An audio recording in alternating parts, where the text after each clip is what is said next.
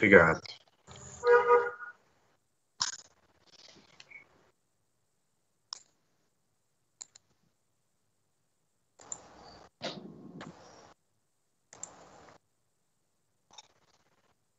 Boa tarde a todas, todos e todes. Eu sou Priscila Moreto, procuradora do Trabalho do Ministério Público do Trabalho, lotada do município de Volta Redonda e vice-gerente do projeto estratégico Sindicalismo e Diversidade, vinculada à Coordenadoria Nacional de Promoção da Liberdade Sindical e do Diálogo Social, CONALES, do MPT.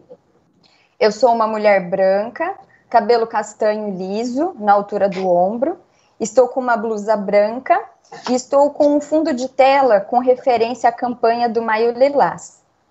No último sábado, dia 1º de maio, celebramos o Dia Internacional das Trabalhadoras e dos Trabalhadores, ou também a chamada Festa da Trabalhadora e do Trabalhador. O 1º de maio, data da assinatura de aprovação da Consolidação das Leis do Trabalho, a CLT, não foi uma dádiva dada pelo Estado. Ao contrário, a CLT é resultado de lutas históricas da classe trabalhadora. Foi também em maio, no ano de 1932, que trabalhadoras e trabalhadores de Santos, São Paulo e Rio de Janeiro cruzaram os braços reivindicando a proibição do trabalho de menores de 14 anos, a regulamentação dos direitos da mulher e a jornada de 8 horas de trabalho na indústria. A polícia reagiu, prendendo dezenas de lideranças, mas a greve alcançou um objetivo audacioso para a época, a jornada de trabalho de 8 horas. Também, no mês de maio, em 1978, os trabalhadores e trabalhadoras da fábrica de caminhões da Scania, em São Bernardo do Campo, São Paulo, cruzaram os braços exigindo o aumento salarial de 20%, acima do reajuste estipulado pelo governo. A greve da Scania, que rapidamente se alastrou por um grande número de fábricas na região do ABC Paulista, foi o sinal de que um poderoso ator social estava entrando em cena no país, a classe trabalhadora. O movimento expressava um novo sindicalismo, combativo, autônomo e organizado a partir da base.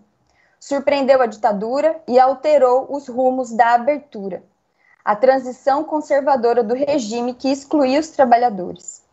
O novo sindicalismo, ou também chamado sindicalismo autêntico, desafiou a legislação antigreve e começou a romper as amarras da organização sindical, subordinada ao Estado, modelo implantado no país desde a década de 1940.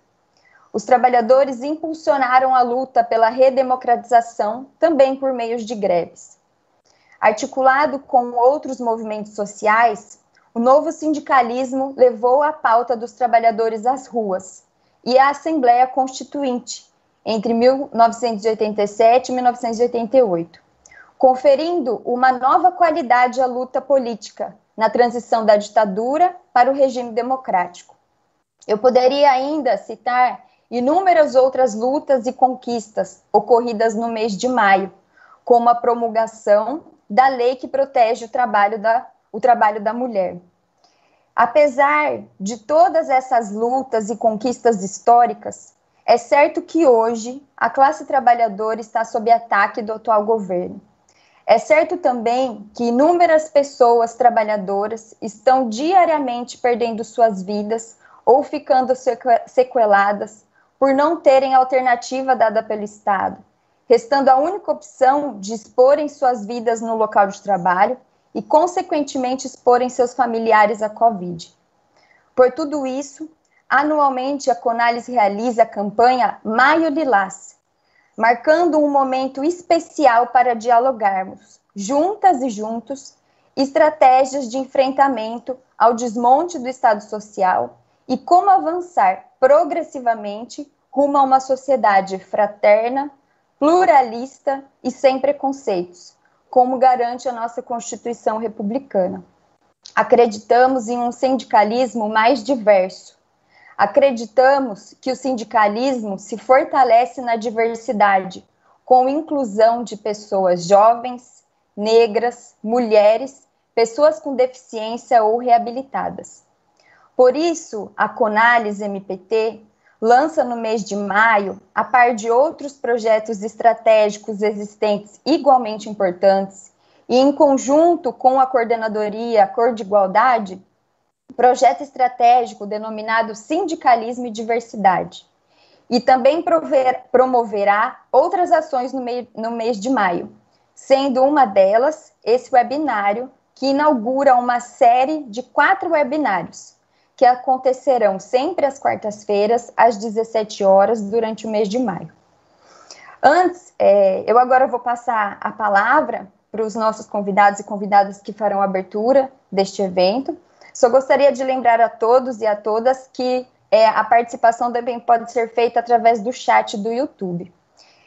Para abrir os trabalhos dessa nossa campanha do Maio Lilás, desse nosso evento de hoje, nós contamos com a presença do nosso Procurador-Geral do Trabalho, Dr. Alberto Bastos Balazeiro, a Coordenadora Nacional da Coordenadoria de Promoção da Igualdade de Oportunidade e Eliminação e Discriminação do Trabalho, a Cor de Igualdade, e Procuradora Regional do Trabalho, Adriane Reis de Araújo.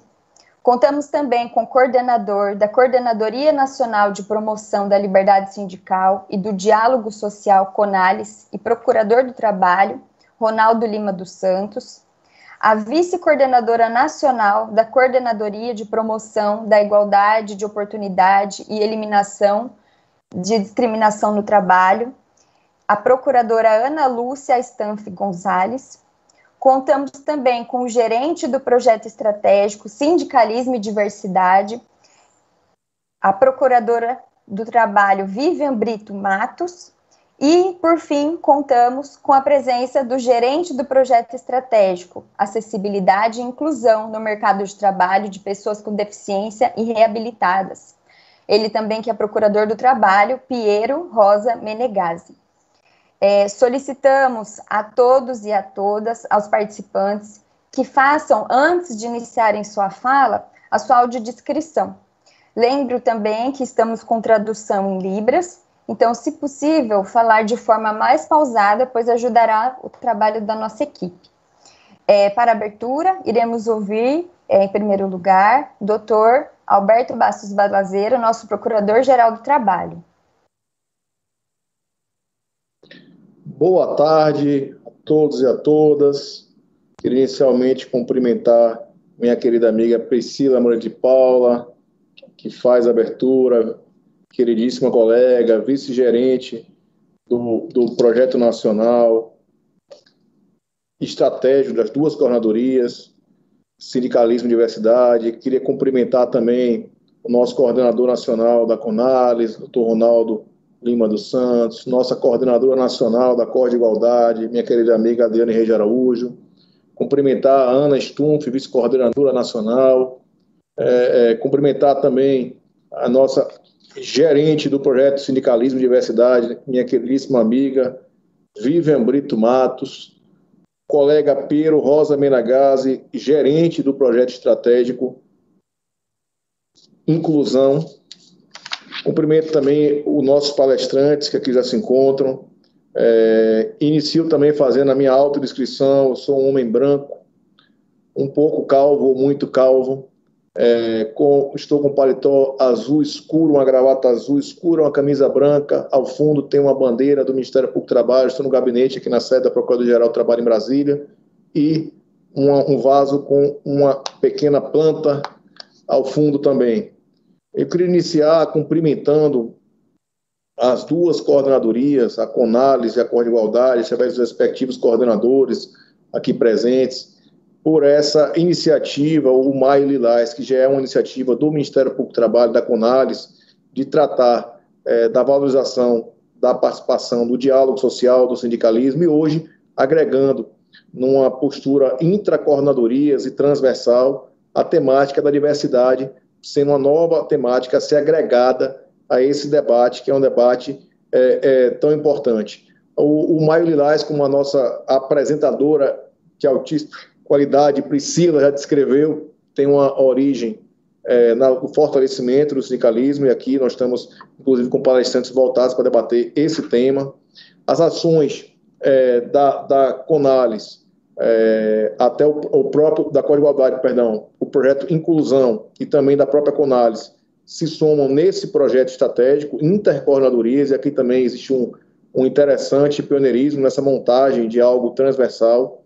E a ideia é exatamente essa, é fortalecer o diálogo social, ouvir as entidades, ouvir os trabalhadores e trabalhadoras e construir sempre um sindicalismo mais representativo, plural e com ampla diversidade, debatendo normas coletivas, debatendo convenções e acordos coletivos e proporcionando também através da representação sindical o nosso tema central, inclusive da nossa coordenadoria, que é o tema da inclusão.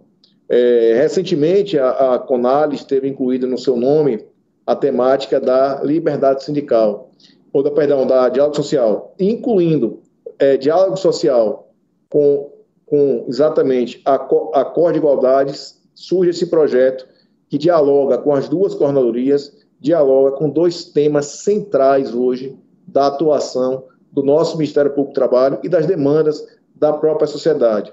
Tratar de inclusão, tratar de representação e tratar de dignidade do mundo do trabalho é o nosso papel, e eu queria cumprimentar os colegas e todas as entidades sindicais que hoje fazem o Maio Lilás, fortalecendo as entidades e fortalecendo também a nossa atuação. Muitíssimo obrigado, estaremos presentes nos próximos eventos também, Priscila, e para poder fortalecer essa atuação, Ronaldo, Adriane, Ana, Vivian, Piero, que é de tanta importância para o Ministério Público e para a sociedade. Um bom trabalho a todos e a todas.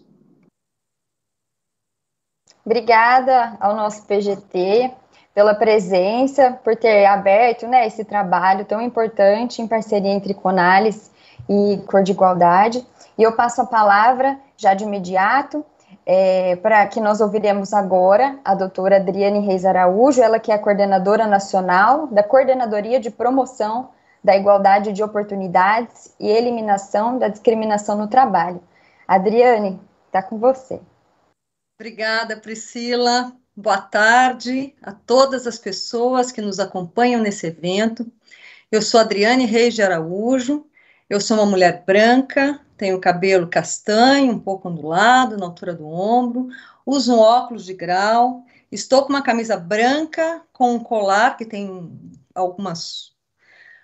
tem uma flor, tem alguns pingentes, e atrás eu tenho o fundo de tela com a campanha desse projeto tão importante, que é o projeto estratégico de sindicalismo e diversidade. Eu saúdo a todos os colegas que estão presentes na organização desse webinar, na pessoa do Procurador-Geral do Trabalho, Dr. Alberto Bastos Balazeiro, e falo sobre a importância dessa iniciativa intercoordenadorias para a discussão da promoção da diversidade por meio do movimento sindical, dentro da própria organização sindical, na construção de normas coletivas, nas negociações coletivas. Então, hoje nós vamos falar sobre a participação do movimento sindical na tutela das relações e condições de trabalho na pandemia, voltado especificamente às questões relacionadas ao gênero.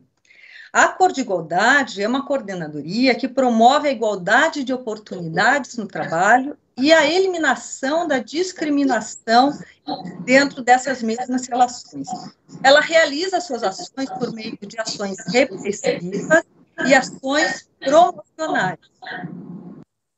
E ela pode se voltar a diversos atores sociais, que podem ser órgãos públicos, podem ser empresas, podem ser sindicatos e movimento social. Com vistas a incrementar essas atuações, nós unimos esforços com a Conales para estimular a diversidade dentro do movimento sindical e nas normas coletivas trabalhistas. A pandemia, ela deixou mais da metade das mulheres fora do mercado de trabalho.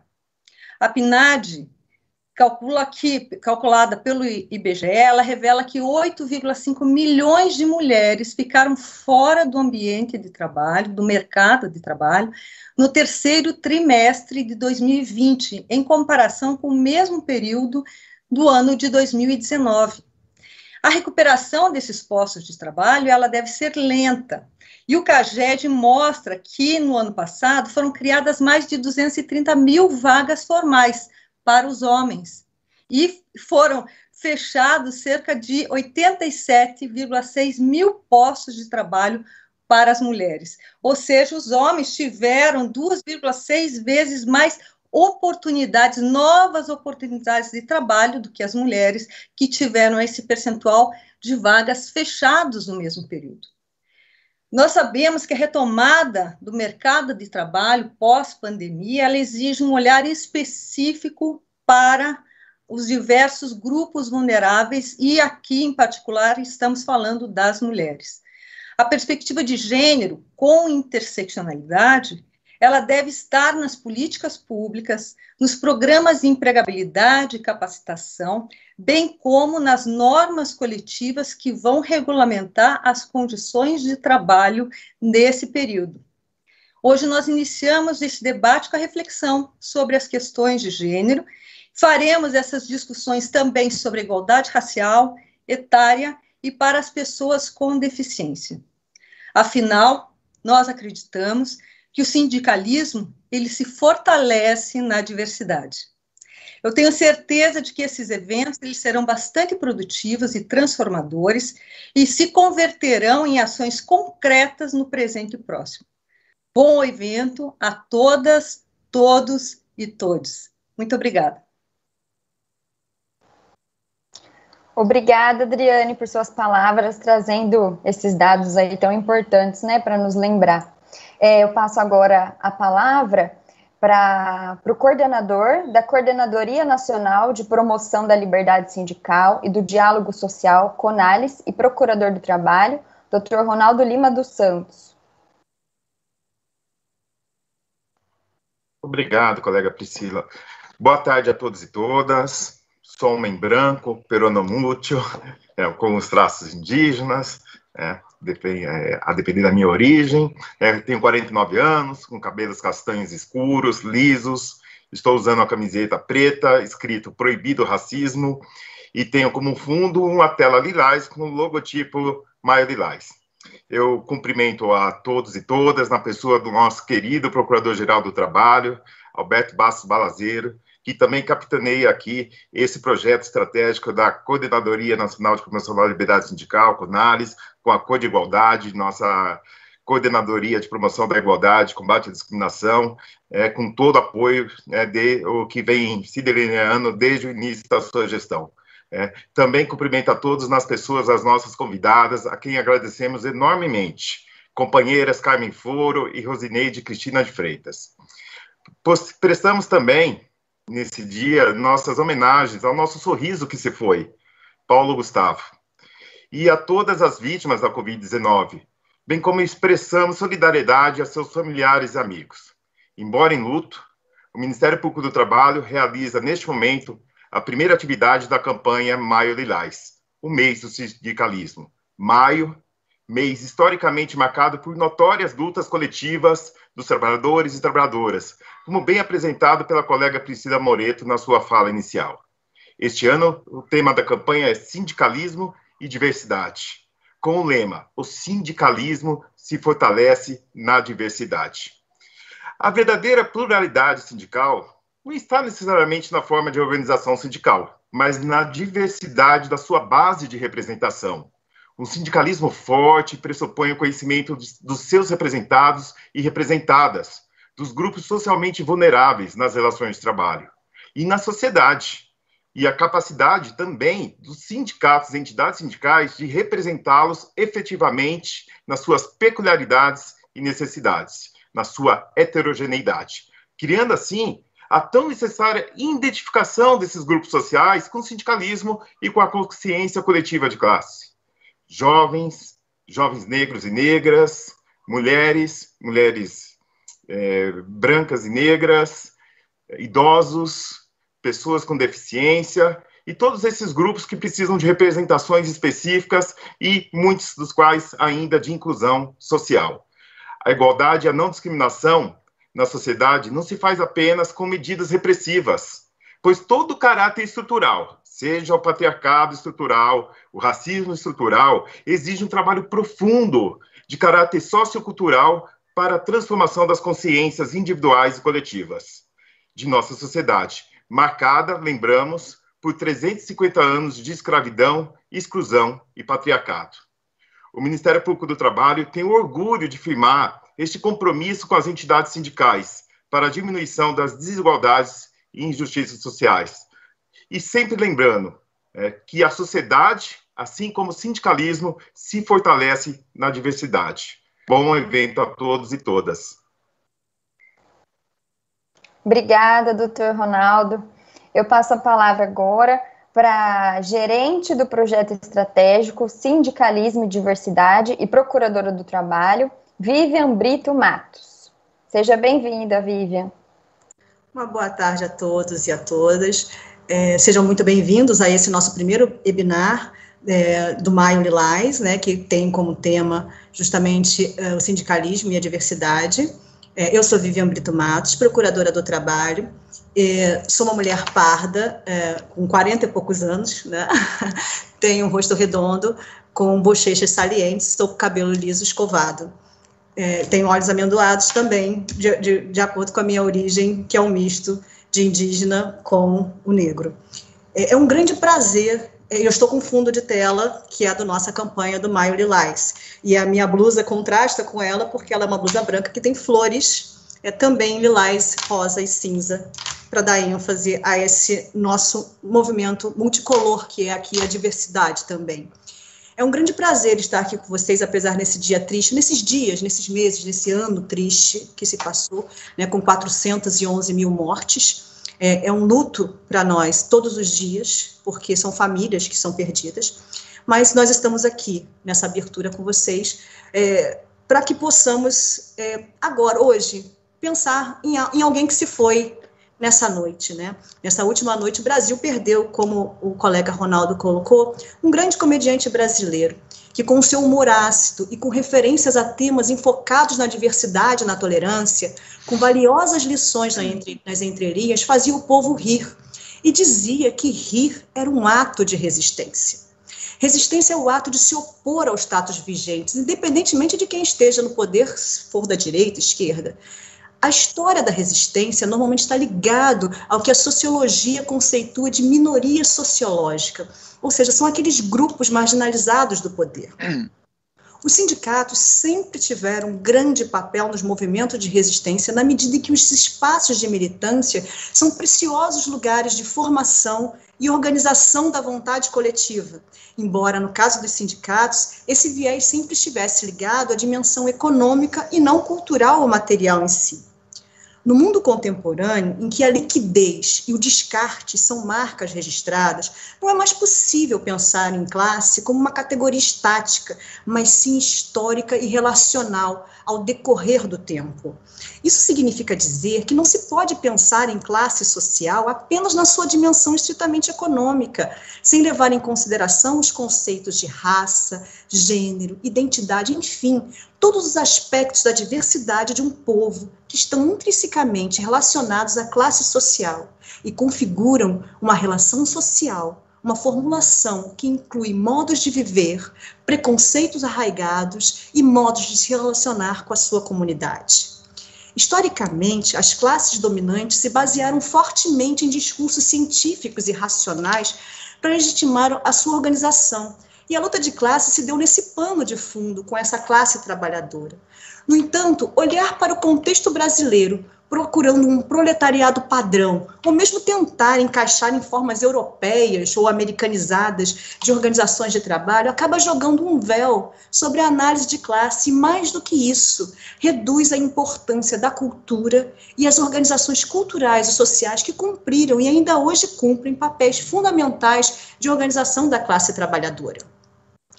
Assim, se antes o sindicato atuava diretamente e principalmente na pressão por diminuição de horas de trabalho e condições melhores para reproduzir, e de outro lado os movimentos sociais formados pelas redes de sociabilidade dos grupos vulneráveis e das minorias marginalizadas lutavam por uma afirmação de identidades, e foram juntos que formaram essa classe trabalhadora brasileira, não há nada mais natural do que a atuação de ambos juntos para que a classe trabalhadora, na plenitude de suas cores, gênero, formação social e identitária, não apenas se reconheça no movimento, como abrace os projetos conjuntos que fortaleçam os trabalhadores e os próprios movimentos em si.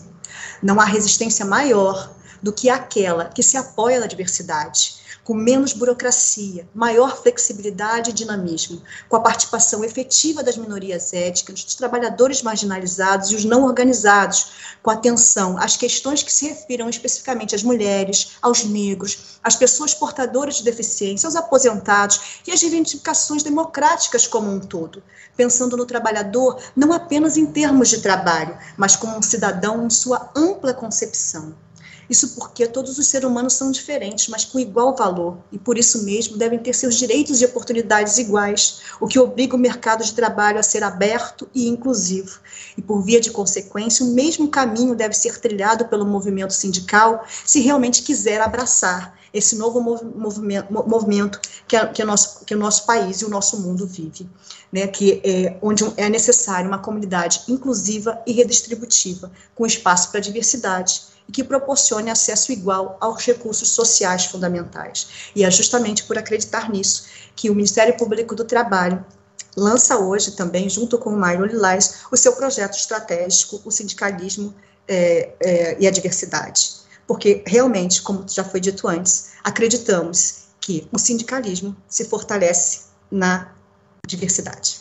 Muito obrigada a todos, tenham um excelente evento, que é o primeiro dos 4, né? Esperamos que vocês possam estar em todos eles e que eles possam lançar luzes para que o sindicalismo realmente possa se diversificar, possa se abrir e se fortalecer com essa nova visão. Muito obrigada. Obrigada, Vivian, por suas palavras. Passo agora também de imediato a palavra para o Procurador do Trabalho, Piero Rosa Menegazzi. Ele que é gerente do projeto estratégico da Cor de Igualdade, projeto chamado Acessibilidade e Inclusão no Mercado de Trabalho de Pessoas com Deficiência e Reabilitadas. Muito boa tarde a todas aquelas pessoas que nos acompanham. Rapidamente faço aqui minha audiodescrição. Sou um homem de pele branca, 37 anos, cabelos castanhos escuros, curtos, olhos igualmente castanhos escuros. Aparece no vídeo aqui a minha vestimenta, um terno cinza escuro, uma camisa branca e uma gravata escura. Estou usando aqui um fone de ouvido e ao meu fundo aparece uma parede branca com um sofá verde e um ambiente de escritório. Também aqui registro meus cumprimentos muito especiais ao nosso Procurador-Geral do Trabalho, Dr. Alberto Balazeiro, e os queridos e as queridas colegas que também me acompanham na composição dessa mesa, Ronaldo, Adriane, Vivian, né, também a Ana e a Priscila, e também as nossas convidadas, a doutora Carmen Furo e a Rosineide Freitas, e também aquelas pessoas, os profissionais que hoje trabalham providenciando a acessibilidade aqui do nosso evento com a tradução em Libras. E também aqui também faço uma saudação muito especial às coordenações da CONALES e também da Cor de Igualdade pela organização desse evento, que congrega pautas tão importantes como são os temas sindicais e da diversidade, e tem um grande potencial positivo em busca da inclusão e do fortalecimento da liberdade sindical. E é importante também, isto vem reafirmar a própria participação do Ministério Público do Trabalho na busca de um diálogo com a sociedade, um órgão vocacionado para essa interlocução social, em especial com o movimento sindical, que é um dos grandes protagonistas do mundo do trabalho no Brasil. Em meio a um cenário com desafios cada vez mais crescentes, a atuação do movimento sindical, devido às recentes alterações no próprio direito brasileiro, a pauta da diversidade tem um potencial muito positivo de fortalecimento dessa luta sindical na busca de inclusão, de melhora das condições de vida de grandes parcelas da população brasileira. Aqui eu cito como exemplo as pessoas com deficiência, um segmento da população ainda muito discriminado, e que tem no Brasil hoje uma verdadeira política pública de inclusão e empregabilidade, que é a Lei de Reserva de Vagas. No Brasil, uma verdadeira ação afirmativa que atinge milhões de pessoas. Segundo os últimos dados demográficos, são exatamente milhões de pessoas com situações de empregabilidade que foram agravadas em razão das dificuldades trazidas pela pandemia em relação a todo o segmento do trabalho. Então, tendo em vista essas especificidades, o próprio Ministério Público do Trabalho tem um projeto que trata especificamente sobre a empregabilidade das pessoas com deficiência, assim como tem em relação a outros importantes segmentos, a população negra, a LGBT, sempre buscando aprimorar os índices de empregabilidade e, no caso específico aqui das pessoas com deficiência, também fomentar uma pauta positiva em relação à atuação dos sindicatos, em relação a esses cidadãos e cidadãs. Por isso é muito importante o acolhimento desta parcela muito significativa da sociedade, juntamente com outras parcelas, a população negra, como referi, a LGBT, pelo potencial transformador que isso tem, seja no próprio debate democrático, a vivência democrática das pautas sindicais, o que traz, inclusive, legitimidade a essas discussões, os temas afetos a uma categoria cada vez mais ampliada e representativa, ao mesmo tempo em que possibilita que a própria negociação coletiva trabalhista, por meio de convenções e acordos coletivos, traga um aprimoramento da qualidade de vida desses diferentes setores da população, por exemplo, aumentando os próprios índices de emprego, trazendo cláusulas aqui que fortaleçam as questões de acessibilidade no meio ambiente de trabalho, proporcionando aí cada vez mais inclusão. Desse modo aqui finalizo já a minha breve fala, parabenizando novamente a organização desse belíssimo evento com pautas tão importantes, as questões sindicais agregadas, a pauta da diversidade, um evento que certamente contribuirá muito para a discussão muito qualificada desses temas. Um bom evento a todos e todas. Obrigada, Piero, por suas palavras. Agradeço todas as colegas, todos os colegas que fizeram presente nessa abertura desse evento, da campanha, né, desse Maio Lilás. E agora nós seguiremos, mas antes só quero convidá-los, né, para continuar com a gente aqui, acompanhando esse nosso webinar.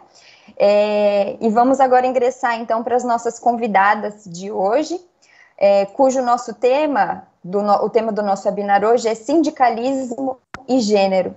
E nós convidamos para discutir conosco, discutir com a gente esses assuntos, a sindicalista e secretária-geral da CUT Nacional, Carmen Foro, e a professora da UERJ e coordenadora do Grupo de Trabalho do Andes.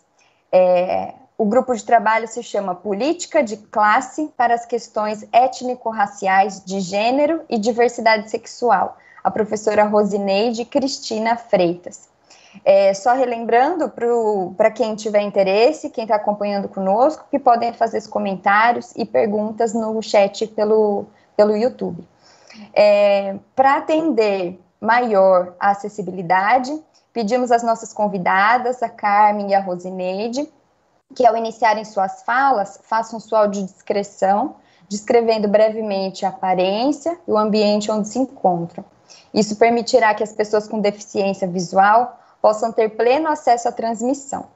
Lembro também que estamos com tradução simultânea em Libras, e se pudermos falar de forma mais pausada, ajudará o trabalho da equipe que nos dá o apoio. Ouviremos então agora a senhora Carmen Foro, que é agricultora familiar, nascida em 1966 na zona rural da cidade de Moju, nordeste do Pará. Aos 15 anos, Carmen migrou com sua família para Igarapé, Miri, já na condição de agricultora familiar. Lá militou nas comunidades eclesiais de base e no Sindicato de Trabalhadores Rurais, inicialmente como dependente da inscrição sindical de seu pai. No sindicato, emancipou a voz da mulher do campo e da floresta, na mesma medida em que fez mais aguda a sua própria voz enquanto liderança. E em 1990, conquistou o direito à sua própria filiação sindical, para já no ano seguinte dirigir o sindicato. Assumiu a presidência do sindicato no ano de 1992, de forma interina, por 8 meses. Neste mesmo período, assumiu a coordenação sindical da região Tocantina, com abrangência em 7 municípios do Pará. Em 1966, foi eleita como diretora executiva da Federação dos Trabalhadores na Agricultura do Estado do Pará, FETAGRE, assumindo a recém-criada Secretaria de Mulheres Trabalhadoras Rurais e a de Políticas Sociais em mandato seguinte. Em 2003, se integra à CUT Nacional. Em 2005, compõe a direção executiva da CONTAG, Confederação Nacional dos Trabalhadores na Agricultura, com a missão de coordenar a Secretaria Nacional das Mulheres Trabalhadoras Rurais da CONTAG. Coordenou as marchas das Margaridas, ocorridas em 2007 e 2011. Em 2006, assumiu a vice-presidência da CUT e, mais uma vez, cumprindo ciclos e avançando sempre, tornou-se a primeira mulher e, além disso, a primeira camponesa, DOI da Amazônia, a presidir interinamente por 10 dias a Central Única dos Trabalhadores na história do Brasil. De 2009 a 2012, foi a primeira dirigente a assumir a recém-criada Secretaria de Meio Ambiente da CUT, idealizando um modelo de desenvolvimento humano que possa ser sustentável e solidário. Reeleita consecutivamente vice-presidenta da CUT em 2012 a 2019. Eleita secretária-geral no 13º CONCUT em outubro de 2019 a 2023. Sindicalista e secretária-geral da CUT Nacional. Ouviremos agora Carmen Foro sobre sua trajetória no movimento sindical enquanto mulher, os desafios enfrentados, os avanços e outros temas que ela possa nos trazer para o debate sobre a temática do sindicalismo e gênero. Saúdo a colega Carmen Foro. Seja muito bem-vinda, Carmen. Está com você a palavra. Então, boa tarde a todos e todas. Não tenho a nominata nesse momento, mas saúdo a Priscila, saúdo o doutor Alberto, doutora Adriane. Em nome de vocês, saúdo a todos e todas que nos acompanham. Minha autodescrição: eu sou uma mulher negra, estou de blusa branca, cabelo crespo, preso, estou na minha casa, bastante preocupada que os cachorros não intervenham aqui no período da minha fala. Vocês devem estar ouvindo no fundo, tem vivido um pouco da nossa realidade, né? Conviver com algumas intempéries, nesse momento, e quero dizer que me sinto muito honrada pelo convite e penso que o projeto estratégico Sindicalismo e Diversidade cabe muito nesta hora, muito, serve para todos nós, porque a missão do Ministério Público do Trabalho de defender a ordem jurídica, de defender um regime democrático, os interesses sociais individuais, né? É fundamental partir de vocês um projeto estratégico como esse. Então, estamos no Maio Lilás, e ter essa oportunidade, para mim, é muito importante de trocarmos. Eu tenho muito mais experiência de vida para trocar com vocês. Então, eu sou da CUT, o currículo já foi lido, e a CUT é uma das únicas centrais no mundo que tem trabalhadores rurais na sua participação desde a sua fundação. Nós, na CUT, somos mais de 1.500 sindicatos filiados à CUT. Infelizmente, nesse momento, a nossa confederação não é mais filiada, mas tem uma base grande, 17 federações em nível dos estados. E eu me auto-intitulo uma cabocla da Amazônia. Me sinto esta minha identidade.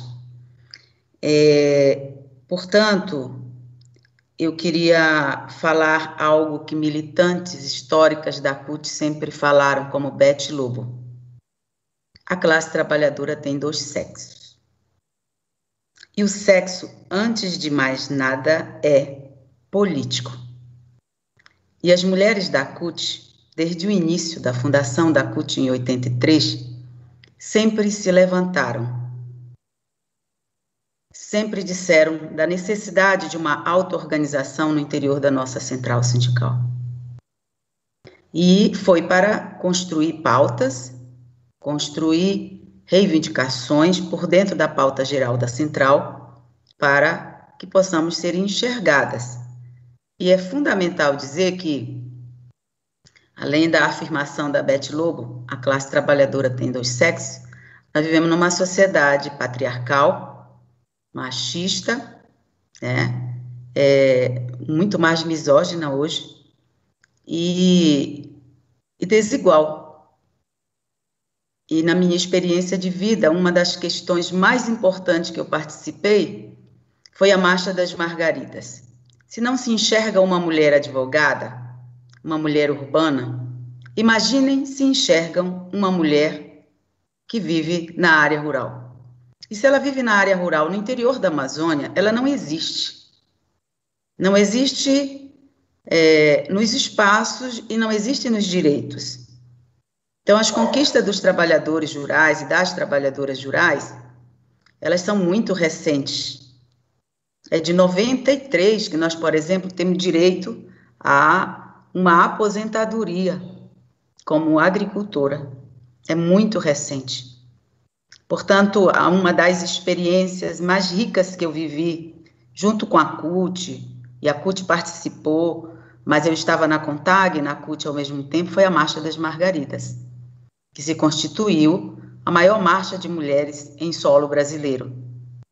E eu tive a honra de fazer parte de todas elas e de coordenar 2 delas, onde nós trouxemos uma pauta para o Estado, porque um grande desafio nosso é o Estado reconhecer que existem, nesta diversidade, pessoas que estão em condições muito diferenciadas de outras mulheres. Depende do lugar, de onde você se identifica, você pode ser alguém que não existe nem na estatística. Portanto, essa experiência de ter uma pauta formulada ao Estado brasileiro que reivindica o reconhecimento da nossa própria existência é fundamental e faz com que a gente chegue até aqui. Como disse no início, a CUT, na sua fundação, as mulheres tentaram criar uma comissão e a primeira vez não conseguiram, a criação de uma comissão nacional no interior da CUT. Mas de lá para cá, para encurtar não contar todo o histórico, nós fizemos importantes movimentos internos que possibilitou que muitas mulheres hoje possam assumir espaços estratégicos no movimento sindical da CUT.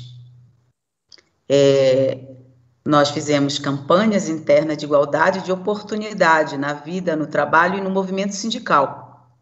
Eu lembro dessa campanha na década de 90, por uma companheira nossa chamada Edinalva, que já faleceu, e fizemos campanha pela cota de participação. Portanto, as políticas afirmativas são fundamentais numa sociedade como a nossa, onde nós não somos iguais ainda, por mais que a Constituição diga, por mais que tenhamos muitas leis que apontem isso, na realidade tem muita desigualdade. Vocês têm, com certeza, todos esses números que, assim como a doutora Adriane trouxe aqui, o número do desemprego, o número das desigualdades salariais, o número da presença das mulheres em espaços políticos, espaços de poder e decisão, seja ela na área institucional, da política partidária. O Congresso Nacional é exemplo disso, o Senado é exemplo disso, os lugares de chefias é exemplo disso. Só por esses dados a gente pode ter certeza que não estamos numa sociedade igualitária. Está longe de ser. Então, no interior da CUT, nós também fizemos isso, para termos um sindicalismo muito mais democrático. E nós evoluímos internamente. Hoje nós temos 8 mulheres presidentas das CUTs estaduais. Hoje nós temos mulheres fazendo lutas internas para ter uma mesa de negociação com a nossa presença e com cláusulas. Hoje nós temos mulheres que estão à frente de sindicatos importantes, nossos, da CUT, que presidem sindicatos importantes. E, por último, nós internamente construímos a paridade na CUT. Nós estamos com 37 anos e eleita não tivemos nenhuma mulher presidenta. E eu sou a primeira mulher a ser a secretária-geral. Mas já confesso a vocês que este espaço me parece caber muito melhor quando é um homem, porque ele tinha uma importância bem maior quando não era uma mulher que assumia. É preciso fazer valer na prática aquilo que a gente escreve. Portanto, nós tivemos também momentos muito importantes no Brasil no último período, que nossa presença sindical, nossa pressão sindical, fez com que pudéssemos ter avanços importantes. E penso que quando elegemos o presidente Lula, nós tivemos um reconhecimento histórico de que o país é um país desigual, que o país é um país que as mulheres ainda estão em condições muito desigual no trabalho, em todas as áreas sociais, na área política e nos direitos. E ao reconhecer isso, ter criado um Ministério das Mulheres, né, isso sinaliza a vontade de construir um projeto onde tenhamos muito mais igualdade. Então, foi para nós muito importante. Por isso, eu parabenizo muito a iniciativa de vocês quando querem discutir sindicalismo e diversidade, porque eu acho que é um passo extremamente importante que o movimento sindical tem que dar. Falo isso porque, ao abrirmos essa reunião, a oradora falou da história do sindicalismo, daquilo que há 30 anos atrás nós falávamos de um sindicalismo novo e combativo. Depois de 30 anos, tenho absoluta certeza que é necessário uma renovação. Que talvez o que era de 30 anos atrás não sirva mais. Que, de fato, precisamos olhar a classe trabalhadora com o olhar da sua diversidade. Né? Que os negros e as negras desse país têm uma escala. Primeiro é o homem negro, depois, primeiro um homem branco, depois a mulher branca, o homem negro e, por último, estão as mulheres negras. E esse reflexo em todas as áreas. Me parece que estou falando de informações que vocês têm profundamente pela missão que vocês têm. Mas não pode só fazer o diagnóstico. É preciso que o movimento sindical se renove e enxergue em suas pautas, em seus processos, estes segmentos que são a diversidade. Eu penso que na década passada nós tivemos condições de colocar à luz,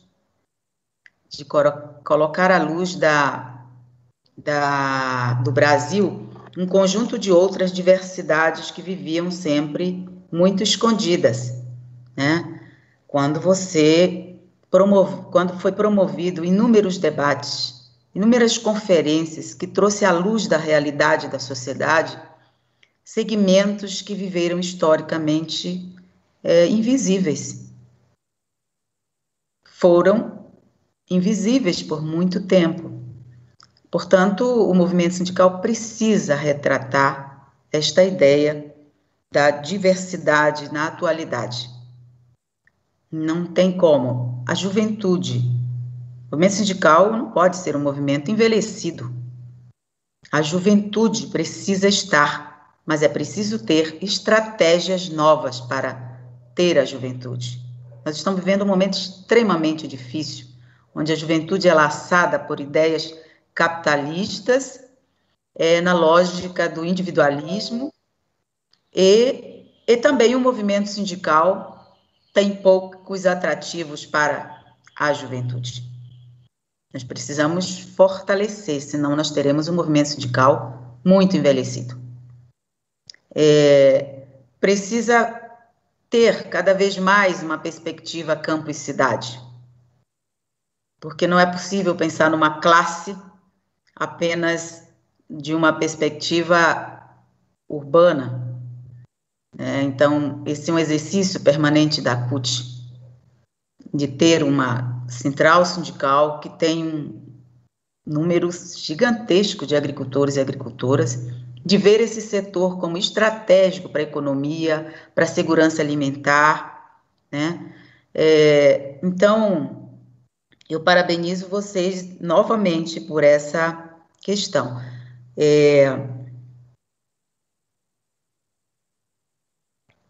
E quero dizer que esse momento que nós estamos vivendo é um momento de profundos desafios para nós mulheres, para a discussão de gênero.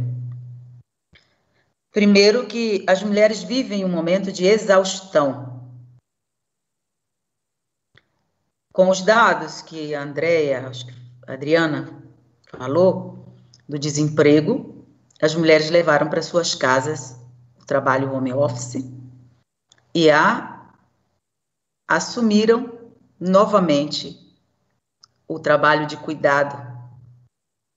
Assumiram uma economia reduzida, seja porque perdeu o seu emprego, seja porque o emprego do seu parceiro ou de membros da família também foram perdidos.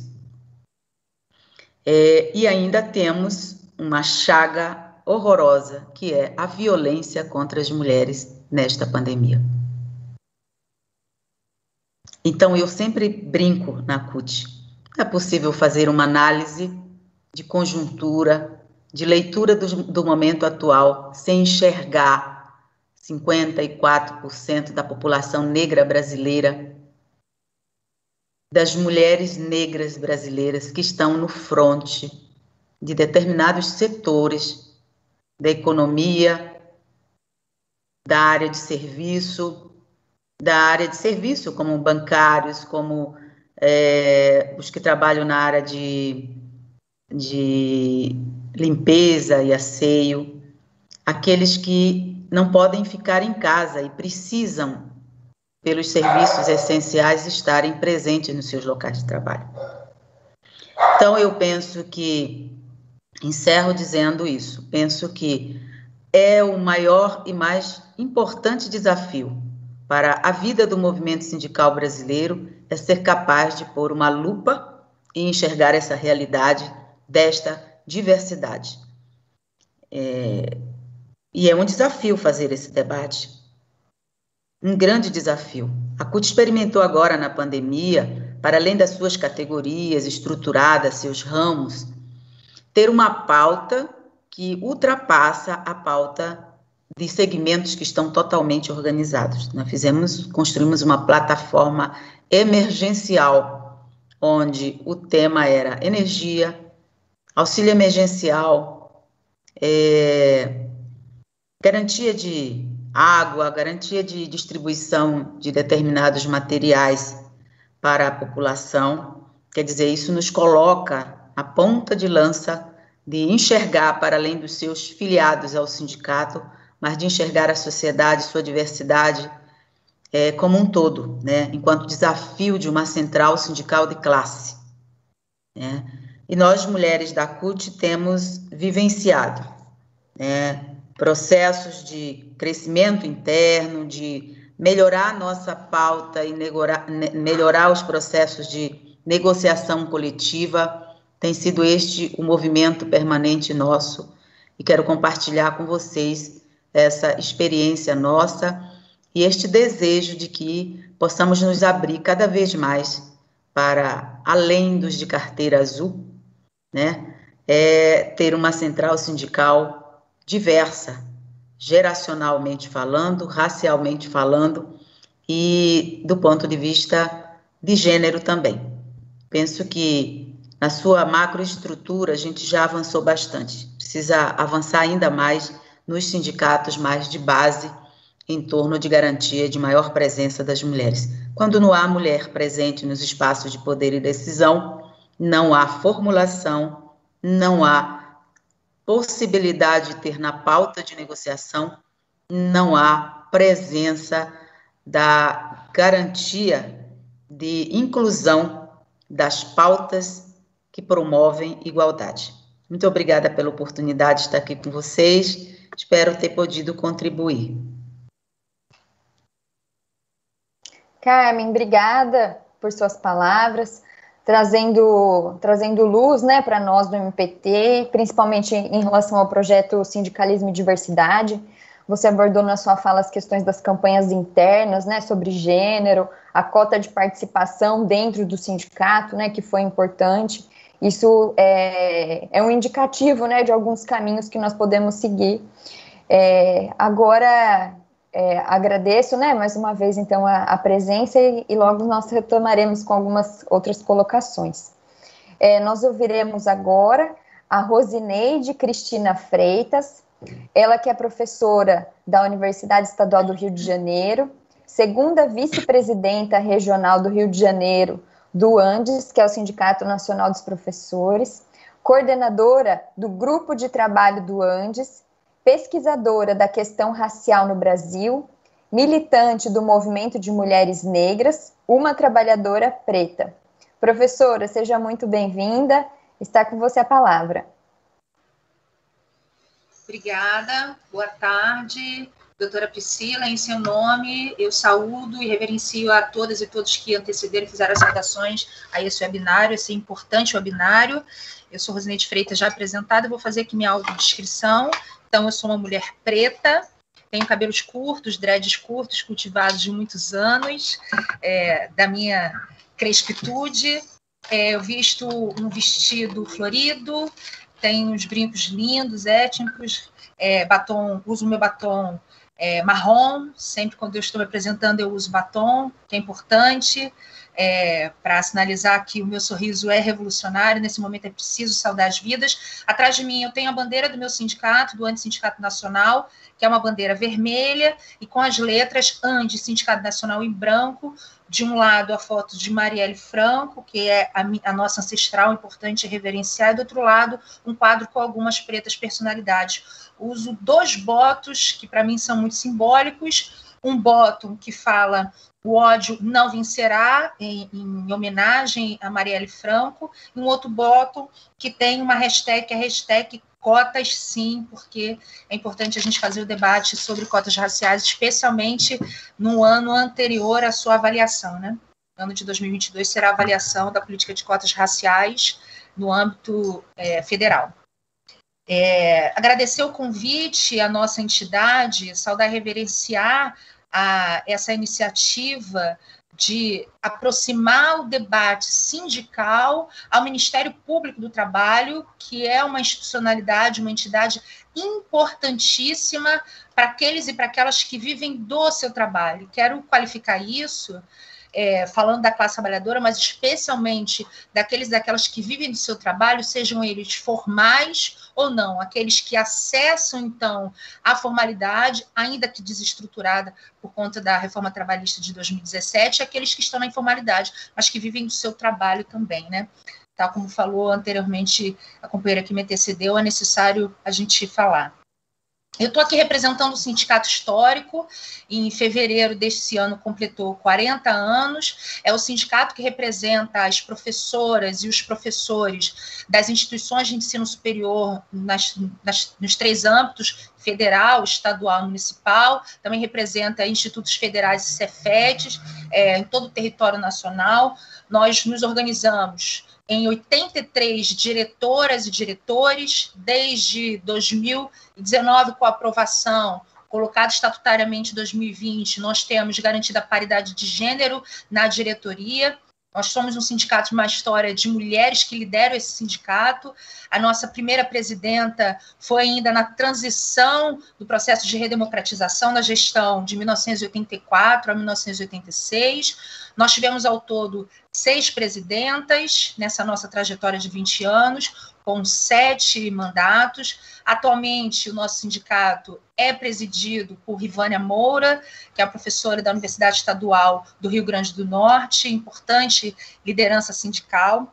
Vamos dizer que o nosso sindicato, ao longo da sua história, da sua trajetória, foi avançando e qualificando nesse debate de gênero e da importância de ter, não só garantida a participação de mulheres, que somos uma base com muita representatividade de mulheres, mas que essas mulheres estejam compondo a direção do sindicato e que as pautas referentes à nossa especificidade enquanto mulheres trabalhadoras, professoras, pesquisadoras, extensionistas, sejam colocadas em tela na luta do nosso sindicato. Nós somos um sindicato de quase 70 mil sindicalizadas e sindicalizados, nós estamos nas 5 regiões do Brasil, em 28 estados. Nós nos organizamos a partir de seções sindicais, então nós temos o nosso sindicato nacional e em cada posto de trabalho, em cada universidade, Instituto Federal e Cefet, nós temos uma seção sindical que tem a sua autonomia pela base. Hoje nós temos 163 seções sindicais e aproximadamente 20% delas são presididas por professoras, por mulheres. Isso muito nos orgulha. Nós somos organizados em 12 regionais, por conta da magnitude da nossa realidade, e nós, coordenando as nossas políticas e nos integramos as pautas importantes para a classe trabalhadora, que é para além das universidades, institutos federais Cefet, que a gente se representa em 12 grupos de trabalho. Eu faço parte da coordenação do grupo de trabalho que a doutora Priscila falou, que é um grupo de trabalho estratégico que pensa as questões relacionadas à classe, questões étnico-raciais, gênero e diversidade sexual. Então, é neste grupo que a gente constrói a política do nosso sindicato, afeta essas questões que estruturam na história da sociedade brasileira as classes sociais, especialmente aqueles e aquelas que vivem do trabalho, né? Os números nos apontam isso, a história da divisão social, de gênero e racial do trabalho nos apontam isso, né? Quem são aquelas e aquelas que estão nos postos mais precarizados, que estão nos postos que estão associados a serviços e à garantia da vida, né? E que a pandemia escancarou, que são aquelas que mais sofreram os impactos da pandemia desde março de 2020. São as que mais morreram, as que mais perderam renda, que estão em estabilidade e que hoje, infelizmente, voltam ao mapa da fome. Saiu uma pesquisa na metade de 2019 dizendo que houve um aumento de lares chefiados por mulheres, em maioria mulheres pretas, e em maioria lares das periferias e favelas. Isso é um indicador importante que é necessário trazer à tela quando a gente faz um debate sobre direitos e representação legal daqueles e daquelas que vivem do trabalho e as questões de gênero, e aí eu embuto nisso as questões de gênero e diversidade sexual, que é importante também a gente trazer à tela um debate sobre os impactos, desafios e exclusões da comunidade LGBTQIA+. Então, para nós, sindicato, é importante casar esse debate de gênero e diversidade sexual.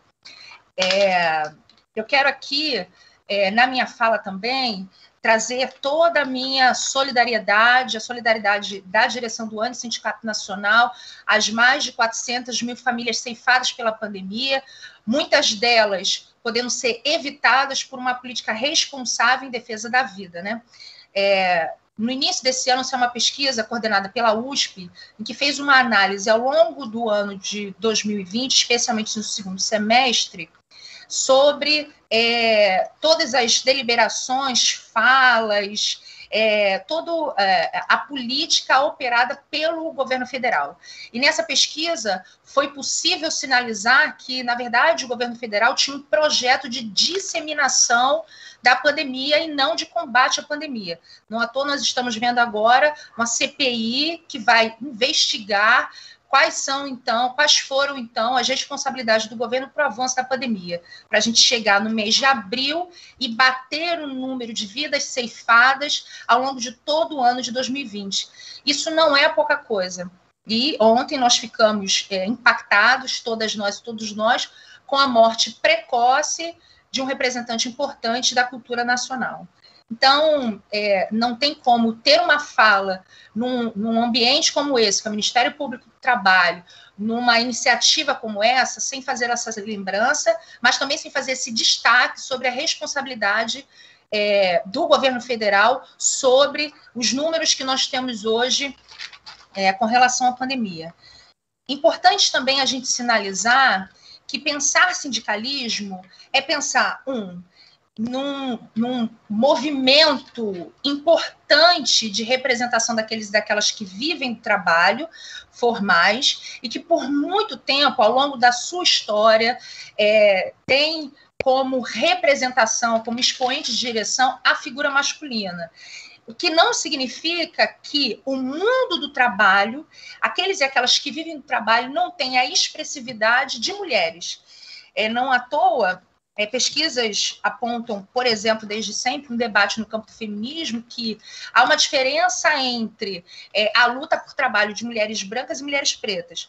Enquanto a luta feminista de mulheres brancas era para ter direito ao trabalho, a luta de mulheres pretas era para ter condições de trabalho. Porque para nós, mulheres pretas, a condição de trabalho sempre foi posta. Seja quando ainda as nossas ancestrais escravizadas, seja pós-abolição, com muitas aspas, do sistema escravocrata legal. A mulher negra sempre esteve para o trabalho e para o cuidado dos outros e das outras. Então, o trabalho, especialmente para as mulheres pretas, é central no debate. É central porque, para a nossa história, nunca foi relegado a exclusividade da vida privada, da vida só do cuidado do lar, etc. Sempre há a múltipla jornada, a divisão entre o trabalho na esfera pública, o trabalho fora e o trabalho dentro de casa. Importante sinalizar também que a última década da história, especialmente os últimos 5 anos, foram fatais para aqueles e para aquelas que vivem do trabalho. Primeiro, nós tivemos a aprovação da Emenda Constitucional 95, que mudou a regra de olhar para os gastos, ditos gastos, para nós, investimento em áreas estratégicas, como saúde e educação. A gente já vê esses rebatimentos agora, ainda que estejamos sobre uma égide diferente em função da pandemia, em que o governo pode não atender ao que está previsto na Emenda Constitucional 95, nós vamos sentir isso. Nós tivemos a reforma trabalhista em 2017, que muda a relação, especialmente a relação trabalhador-empregado, que coloca uma instabilidade nessa relação, né? Então, o papel central do Ministério Público do Trabalho. Nós tivemos, mais recentemente, neste governo, a supressão do Ministério do Trabalho, né? Então, é importante sinalizar isso, como que isso coloca uma instabilidade profunda para aqueles e para aquelas que vivem do trabalho.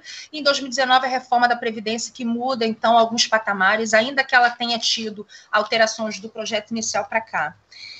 Isso nos afeta, ainda que sejamos um sindicato que representa o funcionalismo público nas esferas federais, estaduais e municipal, isso nos afeta profundamente porque nós somos um sindicato que se roga classista, o que significa dizer que nós somos afetos às questões da classe trabalhadora, daqueles e daquelas que vivem do seu trabalho para além da realidade da estrutura do funcionalismo público. Desde o início da sua história, o ANDE se colocou na trincheira de lutas, e especialmente nas últimas gestões, ele vem construindo a centralidade do debate de gênero e debate racial para pensar quais são as questões da classe trabalhadora. Isso, para nós, é central. Isso, para nós, diz da nossa responsabilidade para entender como que se estrutura a sociedade brasileira, que se estrutura sob bases escravocratas coloniais, e que se estrutura numa lógica ditatorial cis-heteropatriarcal, ou seja, o que estão no poder, os que representam o poder são homens brancos heteronormativos. E a estrutura das desigualdades no mundo do trabalho, ela tem um marcador cor-raça e o gênero como centrais. Não à toa, quando a gente vai olhar como se estrutura o mundo do trabalho, nós vemos quais pessoas que estão na base da pirâmide, com mais estabilidade, com mais instabilidade, recebendo os menores salários, que acessam menos direitos, que têm a vida mais precarizada, são, em sua maioria, mulheres e mulheres pretas. Então, isso é central na medida que nós somos um sindicato que pensa a vida e defende a vida de todas e de todas, e a transformação social, para que não haja meninos desaparecidos há 3 meses sem resposta, como em Belfor Roxo, que não haja crianças ceifadas ou pessoas que são executadas porque portam um guarda-chuva na mão dentro da periferia, ou que não haja tanta desigualdade entre periferia, entre campo e cidade. Também nos é muito central o debate na questão de gênero para as outras etnias, então, para as populações indígenas, para as populações quilombolas, ribeirinhas, num debate cidade-campo. É necessário o corte de gênero também se coloca. Não à toa nós vimos ano passado um dado que mostrou o aumento dos casos de violência doméstica, não só registrados na delegacia, porque nós vimos, inclusive, uma diminuição dos casos de registros por conta da necessidade do isolamento, mas o levantamento foi feito a partir de pesquisas na internet, de denúncias e de comunicações de violência. Não à toa nós vemos diversos casos de feminicídio que são noticiados. Então, a pandemia também agudizou a violência de gênero e a instabilidade para a vida das mulheres pelo único fato de serem mulheres. Isso também nos coloca uma questão importante, e é importante a gente entender qual é o papel de uma institucionalidade que representa uma categoria que está afeta as questões da classe trabalhadora. Esse debate não é menor e esse debate ganha centralidade, especialmente nesse momento pandêmico, né? Uma outra coisa que é importante sinalizar é qual é o lugar e o papel das mulheres no sindicalismo, nessa esfera institucionalizada de representação. E é importante destacar que ter mulheres em postos de liderança, de representatividade, de fala, não é pouca coisa. É revolucionar um olhar do sindicalismo que é estruturado por um ideário de um lugar masculinizado, de pessoas fortes, de falas contundentes, etc. Como que é necessário a gente mudar, inverter essa lógica para que a gente consiga ter mais proximidade com o chão da classe trabalhadora, com a realidade da classe trabalhadora, com a realidade da maioria daquelas que vivem do trabalho e que estão nos postos mais precarizados, como isso comunica para fora, né? Especialmente um sindicato como o nosso, que é um sindicato funcionalismo público, da educação, mas do ensino, o ensino público de ensino superior, ou de colégios técnicos, ou de institutos federais, Cefet, colégio de aplicação. Como é necessário a gente ter espaço para que professoras consigam ter voz, representatividade, que falem das nossas questões. Uma das questões que são importantes também na nossa estrutura, que a gente entende que é fundamental, é a gente ter garantida nas nossas instâncias segurança para as mulheres participarem em condições. Vou dar um exemplo. O nosso sindicato ele se estrutura por instâncias deliberativas nacionais. Em todas as nossas instâncias deliberativas nacionais é garantida o auxílio para as professoras que maternam e que têm suas crias pequenas e precisam de estrutura. Então, nós temos garantidos creche, auxílio, e nós indicamos para as seções sindicais que também garantam isso. Em todos os nossos espaços deliberativos são constituídas as comissões de combate ao assédio, porque nas relações, especialmente nesse ambiente historicamente masculinizado, as mulheres sofrem muito assédio. E como é um espaço difícil de verbalizar o assédio, de perceber o assédio sexual, moral, e verbalizar isso. Então, como é importante a gente ter na estrutura espaços em que as mulheres possam sinalizar, ter acolhimento e consequência às suas denúncias. Porque essas dimensões, seja das mulheres que cuidam materno, sejam dos casos sofridos cotidianamente de assédio, eles inibem a participação das mulheres, né? E essa dimensão, ela não é uma dimensão individual e pessoal, ela é uma dimensão estrutural. Na medida em que as relações de gênero são marcadas na constituição da nossa sociedade por uma lógica patriarcal, em que os homens estão no mando e as mulheres estão a servir. A gente ainda não superou essa lógica. Nós temos hoje no comando um presidente que defende essa lógica. Quando ele fala que é a favor da família, é uma característica de família, uma família cis heteropatriarcal, um homem e uma mulher, em que o homem está para a vida pública e a mulher para a esfera privada. Então é necessário que a gente garanta estabilidade, segurança, acolhida para a participação das mulheres. Então, é necessário casar uma política de paridade de gênero, mas também uma política consequente que garanta a participação segura dessas mulheres. E é importante também que esse debate de gênero não fique exclusivamente na falha e das mãos de mulheres, mas que seja um debate da categoria, da comunidade, da direção, da base, porque afeta homens e mulheres.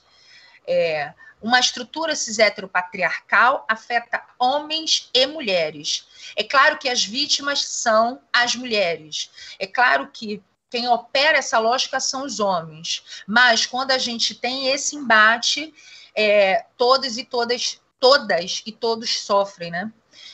Porque nós vivemos na diversidade, especialmente na nossa base, são muitas professoras, são muitas mulheres.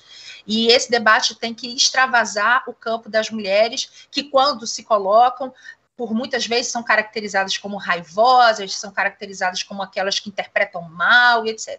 A gente precisa avançar nisso. Se queremos uma sociedade igualitária para todas e todos e todes, se queremos avançar na inclusão, é necessário que esse debate extravase a fala e a ação e a atuação política de mulheres. Uma questão também que é central é o debate racial nessas estruturas, né? Como eu falei, o sindicalismo ele tem como persona de representação homens e homens brancos. Na história do sindicalismo, se a gente for resgatar da memória, quais são as figuras que sejam homens pretos de renome que nós conhecemos? Isso é flagrante e isso não é algo estanque da sociedade. Como bem falou uma das autoridades que colocou aqui, o racismo ele estrutura as nossas relações e estrutura as nossas relações até hoje. Estrutura locais, estrutura representatividade, estrutura poder, estrutura as relações dentro das instituições, sejam elas públicas, sejam elas no mundo sindical, especialmente no mundo sindical. Eu me sinto muito feliz e também com muita responsabilidade de ser uma mulher preta jovem que representa o sindicato na monta do Antissindicato Nacional. E eu sinto que eu cheguei aqui porque o caminho foi pavimentado por muitas mulheres e homens que colocaram essa questão, mas também eu vejo para frente desafios, né? Desafios porque o corte de raça-cor ainda é determinante para as relações de representatividade, para as relações de poder, para as relações nos espaços decisórios. E esse debate não é menor. E quando a gente faz um debate sobre gênero, é impossível a gente pensar a categoria gênero, a vida e as questões afetas às mulheres, sem a gente fazer o corte racial nessa análise, né? A vida de mulheres brancas, pretas, indígenas, de outras etnias, não são iguais, porque a história da construção da sociedade brasileira também não é igual para essas categorias sociais. Então, é necessário que a gente tenha em tela também.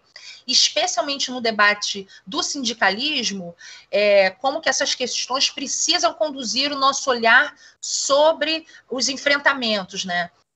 Vou dar um exemplo. Nós estamos hoje com uma campanha importante contra a proposta de reforma administrativa, porque a gente entende a reforma administrativa como atentado com relação ao Estado, com relação aos serviços públicos. E aí o fim dos serviços públicos vai atacar com mais força as mulheres pretas, que são aquelas que mais dependem dos serviços públicos, porque são aquelas que, na organização do trabalho, estão nos postos mais precarizados, menos remunerados, né?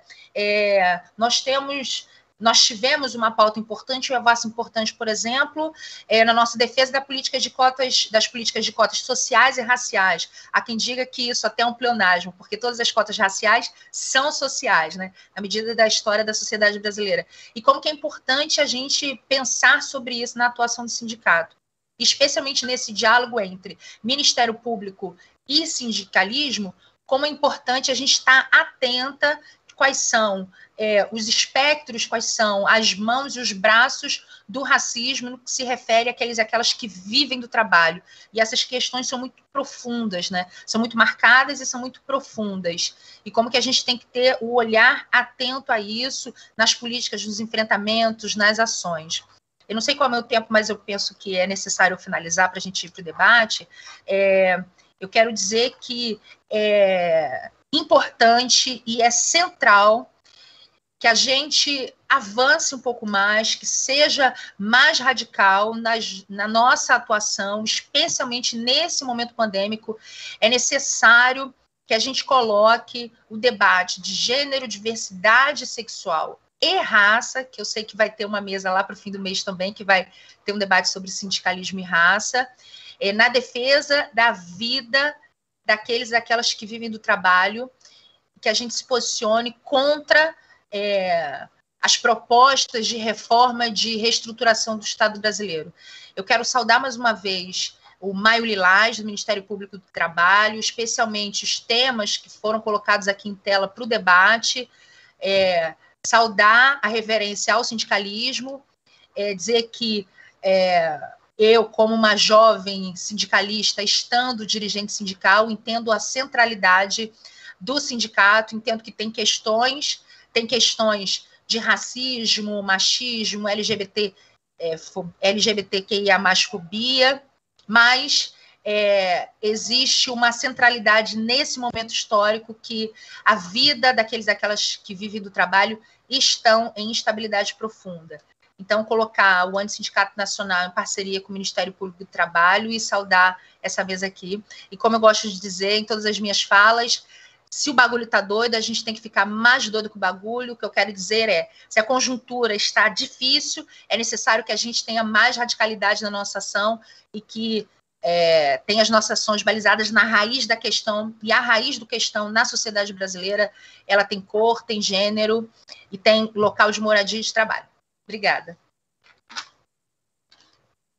Professora Rosineide, muito obrigada por suas palavras, por suas colocações, nos relembrando, né, dos desafios sobre a questão de distinção das reivindicações tanto da mulher negra, mulher branca, porque muitas vezes são tratadas de forma uniforme, né, as violações em face da mulher, tanto assédio sexual quanto assédio moral, que é importante considerarmos esses temas nessa construção desse enfrentamento, né, de como transformar um sindicalismo de forma que seja mais diverso, e também muito bem colocada a questão da inserção do homem também nessas pautas, né, para que somemos esforços.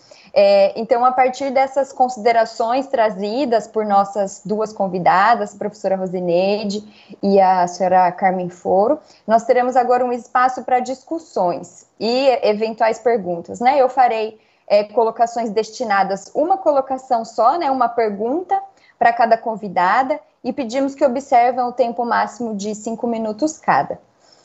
Primeiramente, para Carmen Foro, eu queria fazer uma colocação, já que ela nos apresentou sobre o histórico de ações afirmativas promovidas dentro, né, do sindicato.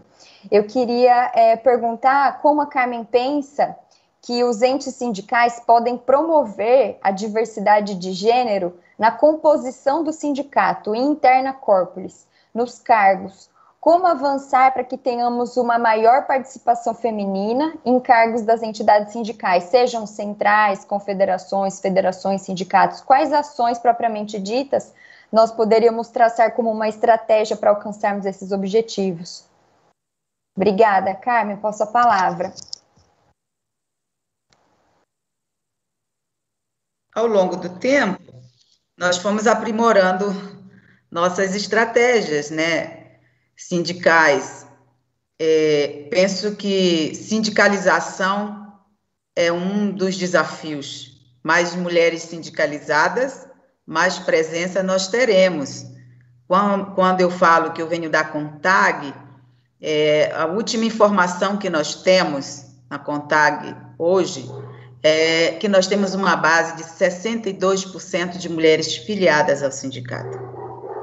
E é isso que nos dá a possibilidade de construir a maior mobilização que a CONTAG pode fazer hoje. São as mulheres, além de estar em todas as outras da nossa confederação.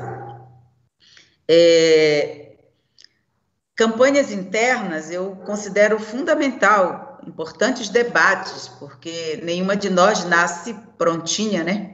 A gente vai aprendendo, nem nós, mulheres, nem os homens, e é muito importante que a gente possa fazer e promover debates como estes, que melhoram a nossa condição de entender, né? Debate como esse nosso, que tem diagnósticos, experiências, formulações históricas, né? Centralidades, no qual nós estamos aqui debatendo. Ainda utilizamos no movimento sindical espaços como Secretaria de Mulheres, alguns outros lugares têm departamento que se ocupam desta formulação cotidiana, interna, do que é centralidade, qual que é a pauta, como construir uma pauta, como transversamos, nem é mais essa a conversa hoje de transversar, mas da interseccionalidade, né, das questões.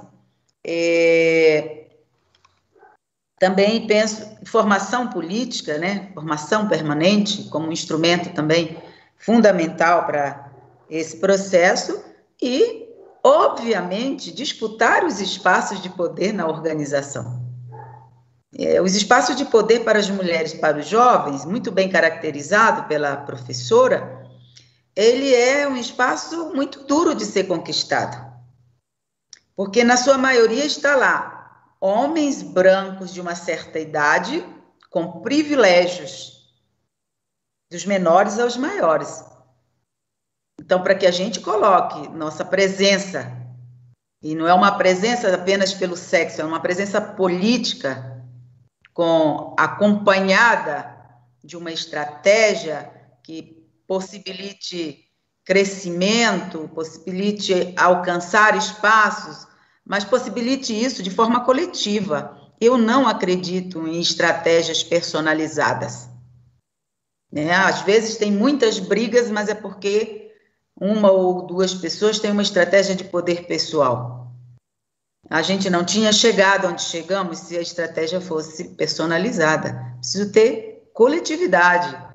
Por isso é preciso ter comissões, é preciso ter espaços de reflexão. E eu, como sou uma negra feminista, sindicalista, ambientalista, eu acho que o feminismo é o maior instrumento que nós temos de mudança, porque ele faz um questionamento profundo ao modelo de desenvolvimento, ao trabalho, aos lugares que estão as mulheres, principalmente as mulheres negras, né? Então, eu acho que seria um pouco por aí o caminho de avançarmos ainda mais. Estudos sobre o feminismo, aliás, hoje no mundo tem inúmeras tendências e teorias do feminismo, né?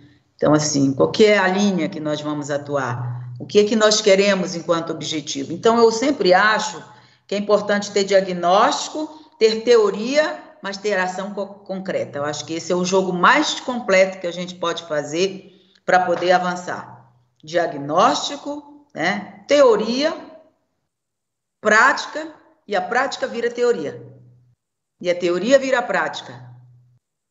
A gente não pode ficar também trilhando por caminhos de ficar de eterno diagnosticando, fazendo afirmações, mas qual que é a ação concreta mesmo que nós temos? Qual que é a ação concreta? Qual é a nossa estratégia coletiva? Né? Porque imagino que todos nós temos uma leitura do atual momento, sobre o racismo no Brasil, sobre as condições, a misoginia, né, os dados do trabalho, da saúde, das mortes na pandemia. Isso faz parte do nosso discurso cotidiano enquanto diagnóstico, né? Enquanto percepção, enquanto vivência. Mas, para que se dê passo, é preciso, de fato, ter uma estratégia combinando tudo isso. Diagnóstico, teoria, ação. Ação vira teoria, teoria vira ação permanente. E eu falo isso a partir da minha experiência de vida, né? Quando eu cheguei lá na FETAGRE, Pará, em 1996, eu fui a primeira secretária de mulheres, eu não sabia o que fazer.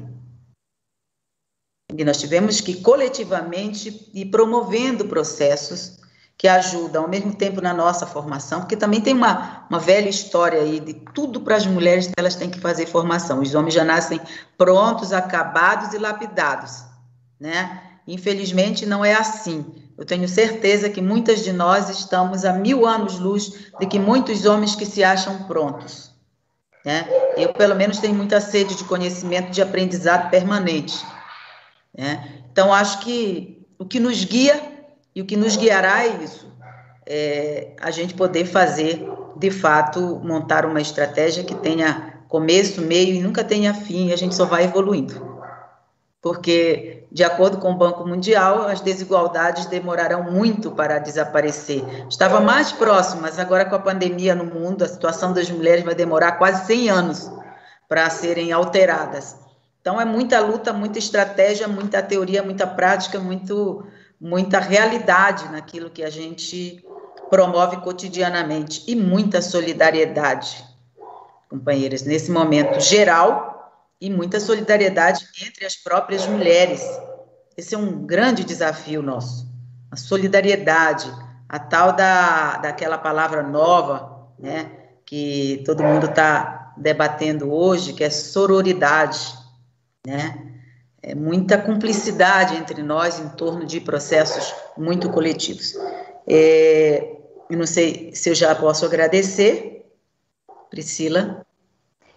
Depois eu retomo, Carmen. Tá. Só vou passar. Obrigada por suas colocações.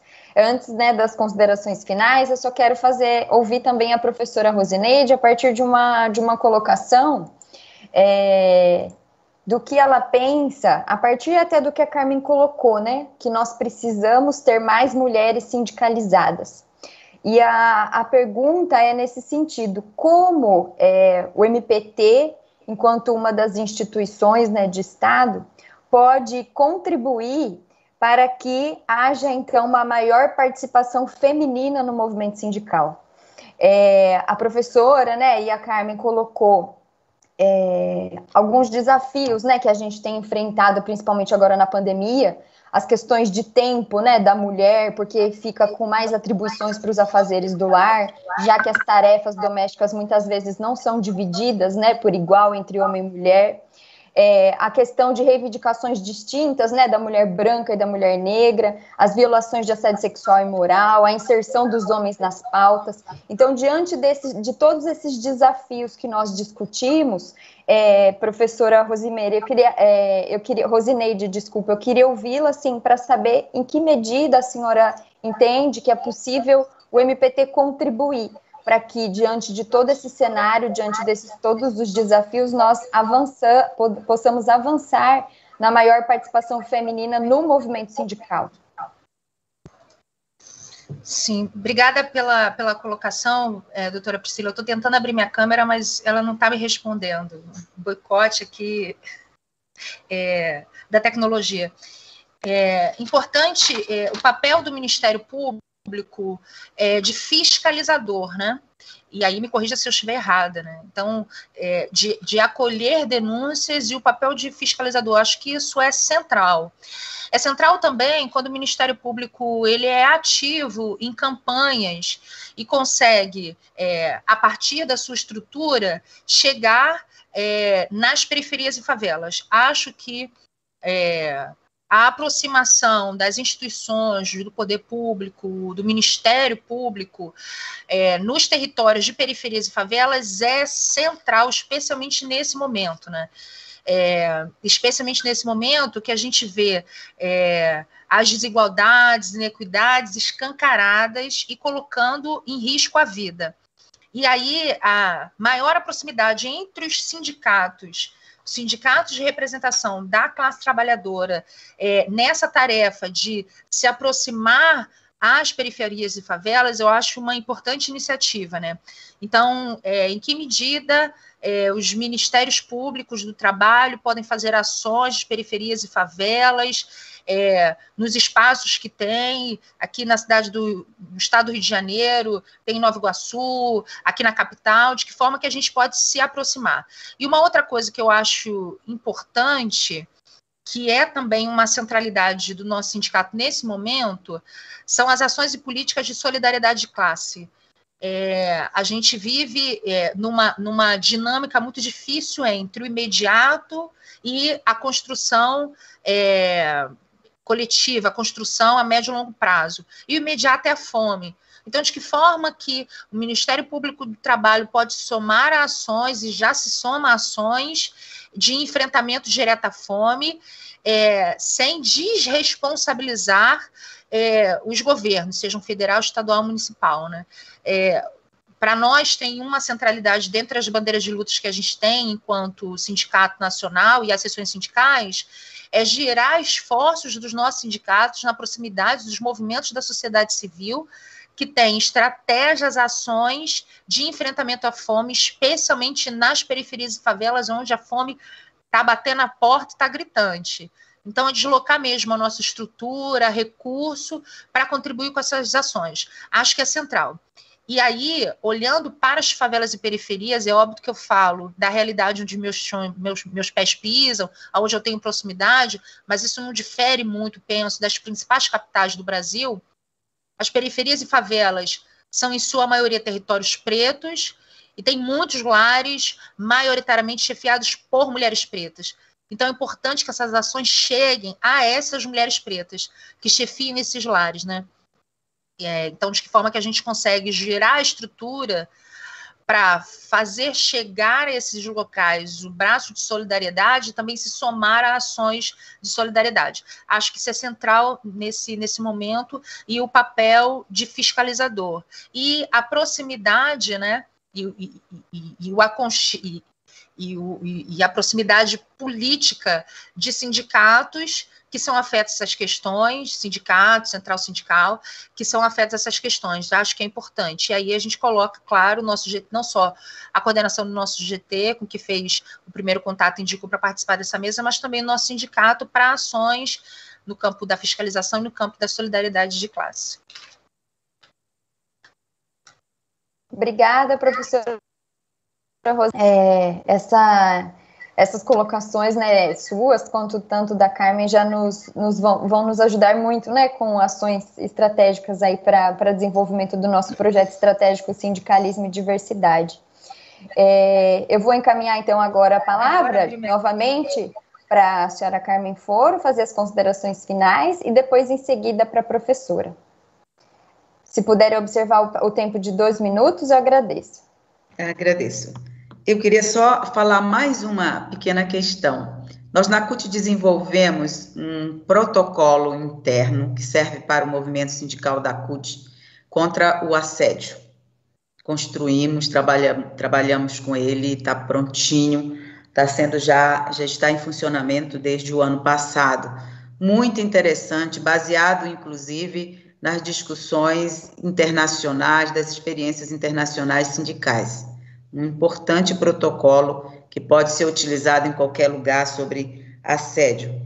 Eu aproveito a oportunidade para agradecer esse momento rico de debate, para dizer o quanto é importante fortalecermos nossos laços, nossas colaborações, dizer que aprendi bastante, professora Rosineide, ao Ronaldo, Piero, Rosa, a Priscila, doutora Adriane e doutora Ana Lúcia. Agradecer muito, dizer que nós estamos à disposição para aquilo que der e vier, para que nós tenhamos, de fato, um país mais igualitário, né? E que nós possamos cada vez mais sermos solidárias e mais humanas nas lutas que estão colocadas à nossa frente. Então, muita solidariedade, muita sororidade e muito comprometimento com as nossas vidas do presente e do futuro. Grande abraço. Obrigada, Carmen. Obrigada por ter aceitado o nosso convite, por ter participado aqui conosco. Professora Rosineide? Obrigada pelo privilégio de ouvir a Carmen, é uma alegria. Agradeço pelo convite, o Ministério Público do Trabalho, na figura da doutora Priscila, saúdo a todas e todos que estão aqui presentes, que representam o Ministério Público do Trabalho, essa instituição que é importante e central, especialmente nesse momento, para a classe trabalhadora. Deixo aqui a minha saudação e também as portas abertas para o diálogo, para a construção coletiva, em nome da diretoria do ANE Sindicato Nacional, em nome dos quase 70 mil sindicalizadas e sindicalizados, em nome do ensino público, gratuito, laico, socialmente referenciado, antirracista, antimachista, anti-LGBTfóbico e anticapacitista. Dizer que não dá mais para uma democracia sobreviver com um discurso do ódio, com um negacionismo e com a desconsideração das vidas perdidas. É necessário que a gente construa unidade para que a gente possa fazer as defesas necessárias, defesa do Estado de Direito, defesa da democracia, defesa das vidas. E isso passa por um olhar responsável de aonde estão localizadas as principais desigualdades, exclusões, aonde a vida é mais descartável, onde o braço militarizado do Estado entra com mais peso. E essas vidas têm cor, têm raça, têm local de moradia. É nesse compromisso que eu vim aqui representar o nosso sindicato, é que é esse compromisso que a gente vai construir laços outros com o Ministério Público do Trabalho, saudar essa iniciativa de fazer um diálogo entre os sindicatos e a institucionalidade do Ministério Público do Trabalho, em especial abrir esse Maio Lilás com um debate sobre gênero. Obrigada. Obrigada, professora Rosineide.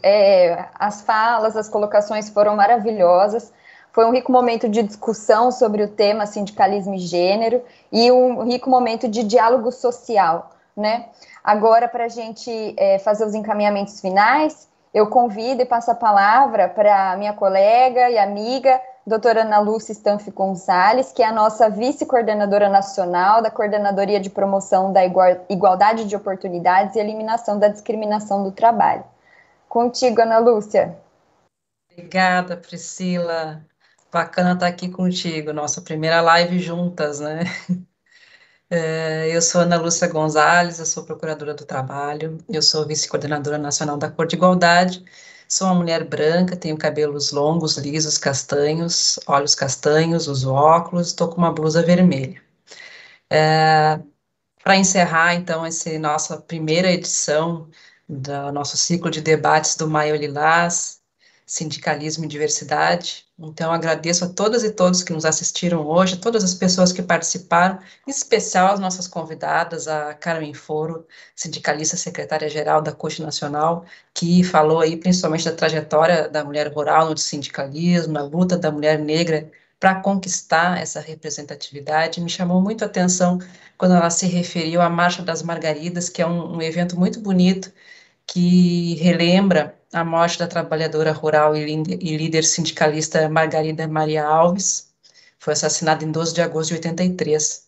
Então, essa marcha marca esse momento e é muito interessante a gente notar, né, como as líderes sindicalistas mulheres, elas sofreram bastante, né, vêm sofrendo, a gente tem diversos casos de violências contra líderes, tanto líderes sindicalistas, líderes sociais, né, mulheres, e a Margarida, infelizmente, foi uma dessas vítimas, mas essa perda, né, ela é celebrada por essa união de mulheres na Marcha das Margaridas. A gente agradece também a participação de Rosineide Cristina Freitas, professora do UERJ, coordenadora do GT do ANES de Políticas de Classe, Questões Étnico-Raciais de Gênero e Diversidade Sexual, que nos brindou aí com uma exposição bastante completa, né, com o histórico de participação das mulheres, a questão das mulheres negras nas lutas trabalhistas, resgatou o histórico do sindicato também, focando as questões de gênero, raça e classe, e assim, com absoluta propriedade, né, quando você fala, Rosineide, que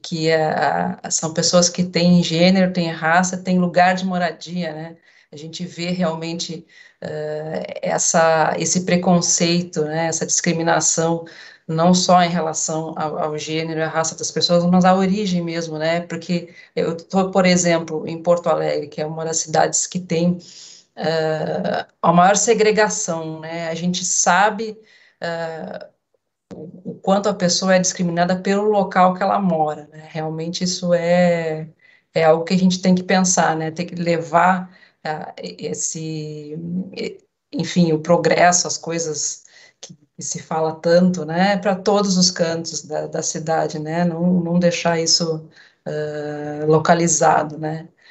E a gente quer agradecer também, né, por esse compartilhamento de saberes que vocês trouxeram para a gente, e agradecer a nossa equipe, que faz com que esses eventos sejam possíveis, né, Lisandra, Edivan, Eric, Ana Paula, Ana Carolina, e as nossas tradutoras de Libras, Mônica e Michele, que tornam esse evento acessível para as pessoas com deficiência auditiva.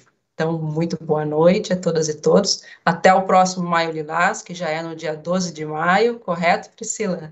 E aqui eu me despeço. Muito obrigada. Isso mesmo. Boa noite a todos e todas. Obrigada. Então, só relembrando, no dia 12 de maio, a próxima quarta-feira, nós teremos o tema Sindicalismo e Jovens. Dia 19 de maio, o tema será Sindicalismo e Pessoas com Deficiência Reabilitadas. E a última quarta-feira do mês, dia 26 de maio, Sindicalismo e Racismo. Esperamos todos e todas para continuarmos esse importante debate sobre sindicalismo e diversidade. Afinal, o sindicalismo se fortalece na diversidade. Obrigada e boa noite.